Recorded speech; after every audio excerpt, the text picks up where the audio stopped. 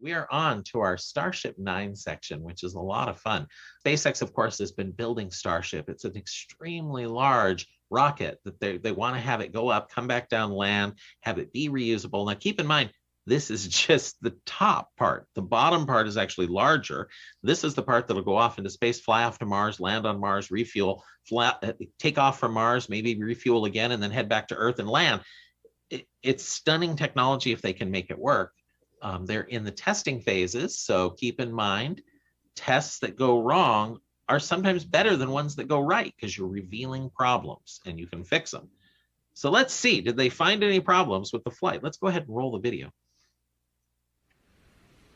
There's the big ignition. And lift off. Oh, it lifted off. LOX tank, we're beginning to flip to horizontal. And the white cloud, the plume you were seeing was intentional. There is a liquid oxygen dump. We've now transitioned to horizontal. Amazing. Look at the ice. Oh, there we go, there we go, there we go, there we go. And the flip looks like they lost a piece there.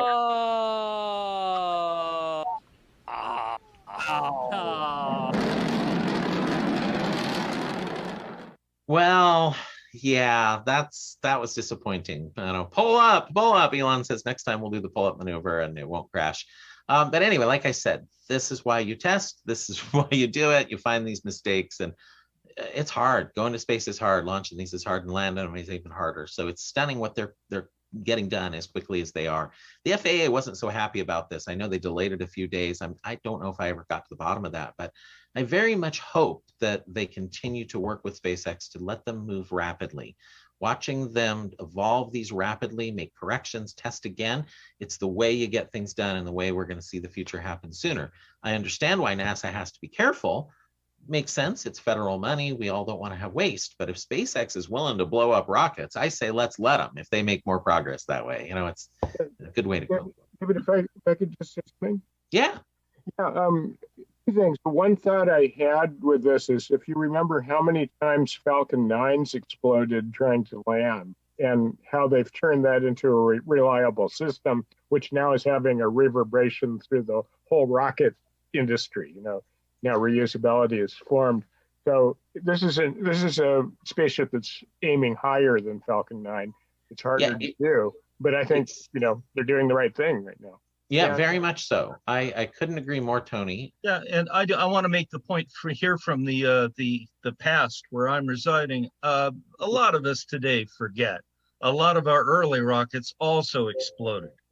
Testing phase always involves this. This is nothing unusual. SpaceX isn't doing anything wrong. They're doing exactly what they need to do to learn and get it right. Yeah, and as far as the FAA, actually the FAA tweeted right after this flight, or actually just before it, but the problem they had was with the SN9 because apparently there was some violation that SpaceX hadn't cleared up for that flight.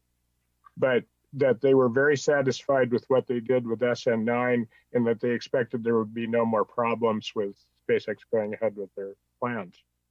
So yeah, absolutely. I had wondered if what they weren't happy about is the fact they went up to 12.5 kilometers because the next one they were only allowed to go to 10. So makes you wonder if they had said, we want to go to 12.5. And the FAA said, no, 10. And they said, we're going to 12.5. Who knows?